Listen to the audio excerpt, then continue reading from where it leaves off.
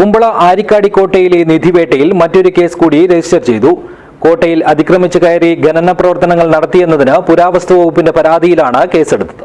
This news sponsored by ഗുണമേന്മയോട് കൂടിയ ഉൽപ്പന്നങ്ങൾ മിതമായ നിരക്കിൽ Sreekrishna hardwares MG road Kasaragod.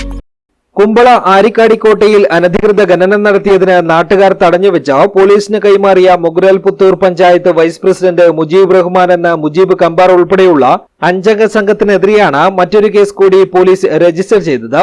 പുരാവസ്തു വകുപ്പിന്റെ പരാതിയിലാണ് കേസ്. പുരാവസ്തു വകുപ്പിന്റെ നിയന്ത്രണത്തിലുള്ള ആരിക്കാടി കോട്ടയിൽ അതിക്രമിച്ചു കയറി ഖനന പ്രവർത്തനങ്ങൾ നടത്തിയെന്നതിനാണ് കേസെടുത്തിട്ടുള്ളത്. കോട്ടയുടെ ഗൈഡായ ചെമ്പേരി വേലായിക്കുഴി നിശാന്ത് കുമാറിന്റെ പരാതിയിലാണ് കുമ്പള പോലീസ് കേസെടുത്തത്.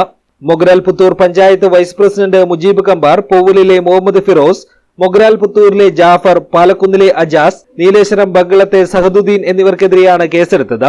ഇവർക്കെതിരെ നേരത്തെ പോലീസ് മറ്റൊരു കേസ് കൂടി രജിസ്റ്റർ ചെയ്തിരുന്നു. കോട്ടയിലെ കിണറിൽ നിധിയുണ്ടെന്ന് കരുതിയാണ് സംഘം ഖനനം ചെയ്യാനെത്തിയത്. ഇതിനിടയിൽ കോട്ടയിൽ കഴിഞ്ഞ ദിവസമുണ്ടായ തീപിടുത്തം സംബന്ധിച്ച് പോലീസ് അന്വേഷണം ആരംഭിച്ചിട്ടുണ്ട്. തെളിവ് നശിപ്പിക്കാൻ വേണ്ടി മനഃപൂർവ്വം തീയിട്ടതാണെന്ന നിഗമനത്തിലാണ് പോലീസ് ഉള്ളത്. News bureau, Uppala.